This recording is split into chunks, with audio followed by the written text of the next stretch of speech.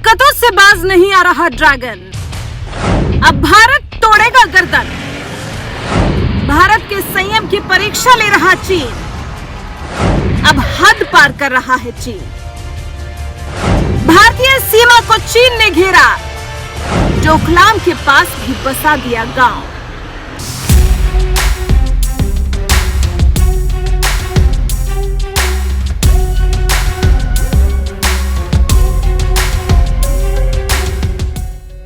चीन भारत का पड़ोसी है, ये तो स्पष्ट है।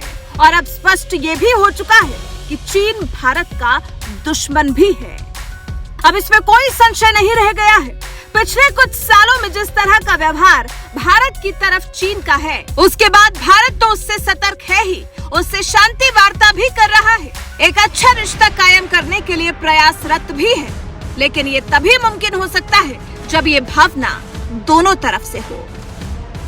चीन तो रत्ती भर भी शांति स्थापित करने के बारे में नहीं सोच रहा। वो तो सिर्फ और सिर्फ भारत की तरफ बढ़ा चला रहा है अपनी फौज लेकर। ये नरेंद्र मोदी सरकार के लिए अलार्मिंग स्टेज है। चीन की हरकतों को यहीं थाम देने की जरूरत है, नहीं तो आगे के परिणाम काफी खतरनाक साबित हो सकते हैं। एक मीडिया रिपोर्ट के मुताबिक हांगकांग से प्रकाशित होने वाले साउथ चाइना मॉर्निंग पोस्ट में लिखा है कि तिब्बत के लुंज क्वांची से शिजियांग क्षेत्र में काशगर स्थित माझा तक जाने वाला ये हाईवे नए राष्ट्रीय कार्यक्रम में प्रस्तावित 345 निर्माण योजनाओं में शामिल है। इस कार्यक्रम का लक्ष्य 2035 तक कुल 4,61,000 किलोमीटर लंबा हाईवे और मोटरवे बनाना है।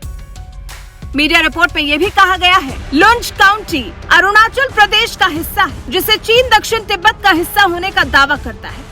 पिछले हफ्ते जारी की गई योजना के तहत G695 नाम से जाने जा रहे इस हाईवे के कोना काउंटी से होकर गुजरने की उम्मीद है। ये एलएसी के ठीक उत्तर में पड़ता है।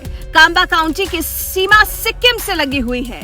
गैरोंग काउंटी नेपाल की सीमा के करीब है। ये प्रस्तावित हाईवे तिब्बत, नेपाल और भारत के बीच स्थित बुरांग काउंटी और नगारी पॉन्ट के ज़्यादा काउंटी से भी होकर गुजरेगी। चीन ने भारत की सीमा से सटे डोकलाम के पास गांव को पूरी तरह से बसा लिया है। नए सैटेलाइट तस्वीरों में लगभग हर घर के दरवाजे पर कार भी खड़ी कर दी गई है। ये गांव उस जगह से 9 किलोमीटर की दूरी पर है जहां साल 2017 में भारतीय और चीनी सेना का आमना सामना हुआ था। सोचिए, सिर्फ 9 किलोमीटर का अंतर है। चीन इस गांव को पागंडा बुलाता है और ये भूटान की जमीन पर स्थित है। रक्षा मामलों के विशेषज्ञों का कहना है, चीन भूटान की दक्षिणी पश्चिमी सीमा में अतिक्रमण बढ़ा रहा है। लंबी दूरी तक मार करने वाले हथियारों की मदद से भारत के चिकन नेक कहे जाने वाले सिलीगुड़ी कॉरिडोर पर वार के लिए तैयारी कर रहा है। भारत का इलाका मात्र 20 से 22 किलोमीटर चौड़ा है। भारत के 7 राज्यों को जोड़ने वाले इस हिस्से को भू राजनीतिक और भू आर्थिक रूप से बेहद अहम माना जाता है। यही वजह है कि भारत ने साल 2017 में चीनी सेना को डोकलाम तक सड़क बनाने से रोक दिया था। अब चीन भूटान के रास्ते से डोकलाम के पास अपना गांव बसा चुका है। ये तब है जब चीन से शांति स्थापित करने के लिए भारत अपनी तरफ से 16 दौर की बातचीत कर चुका है, लेकिन ये सब विफल रहा है।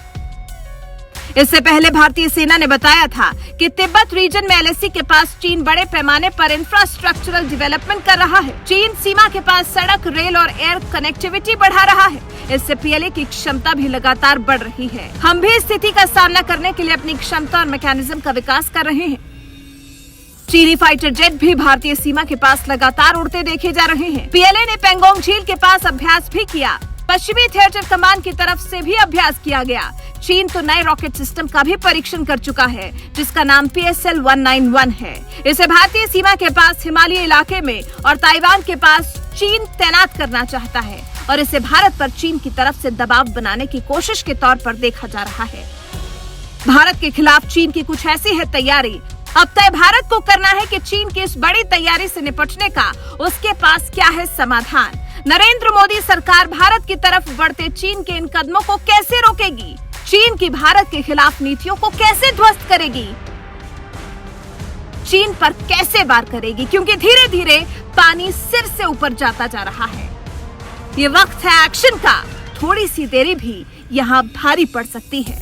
इस बारे में आपका क्या कुछ कहना है? अपनी राय हमें कमेंट कर जरूर बताएं।